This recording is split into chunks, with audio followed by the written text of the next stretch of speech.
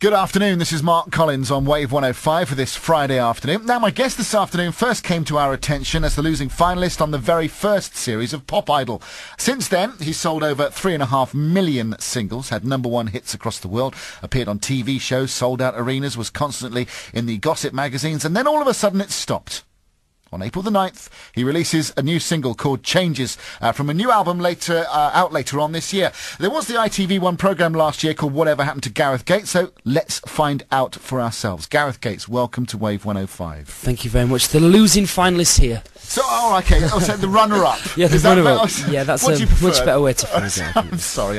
It's just the way I wrote it this morning. Now, it's been 3 years since your last single. In a certain sense, are you pleased that some people may have forgotten about you so you can start again with a clean sheet?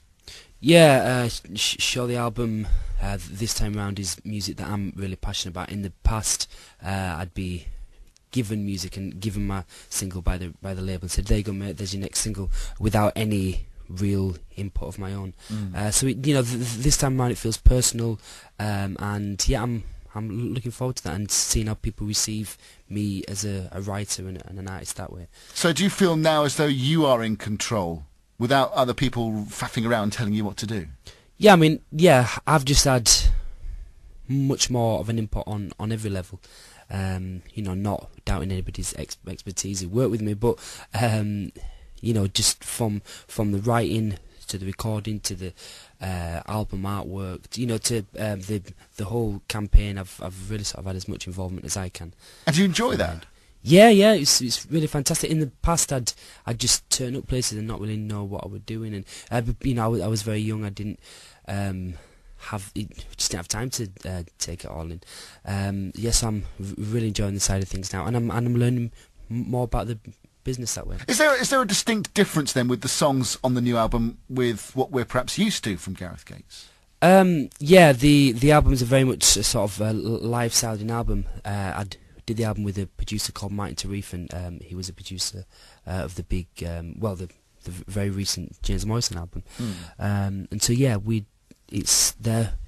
every track was a very much live based track, and it was me in a room with a band, recording it that way, which again was a way that I'd never recorded in the past. No, because I suppose you were perhaps used to, backing tracks, backing singers who you probably shook hands with, said hello to, and then never saw them again. But at least have you got your own band now that work with you?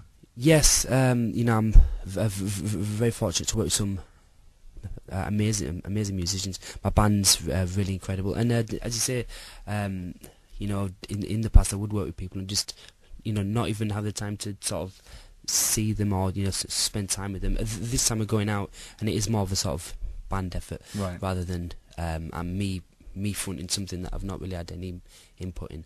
Because you've worked with some well-known singer-songwriters on this new album, like Ricky Ross of Deacon Blue. Right. Have you learnt a lot from artists like him? Yeah, I had the privilege, I went up to Glasgow last year for a week. I spent a lot of time with Ricky and his family. Deacon Blue was a little bit before my time, but when that makes me sound really old. when I told my dad that I was working with him, he was wow, really shocked about it. And I sort of did my homework, and it turns out that I did know some of the hit songs. What did he bring to the party then that you didn't have before, do you reckon? Yeah, I mean, I have always written, and I've always, but working with people like that, you really do learn a lot from them. Yeah.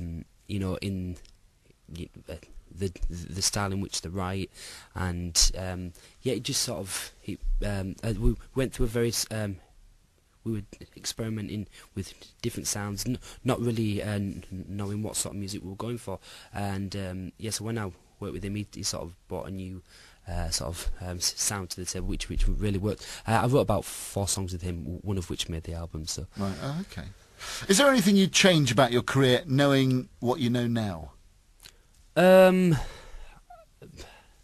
still very young, but I've sort of lived with the motto of no regrets. Yeah.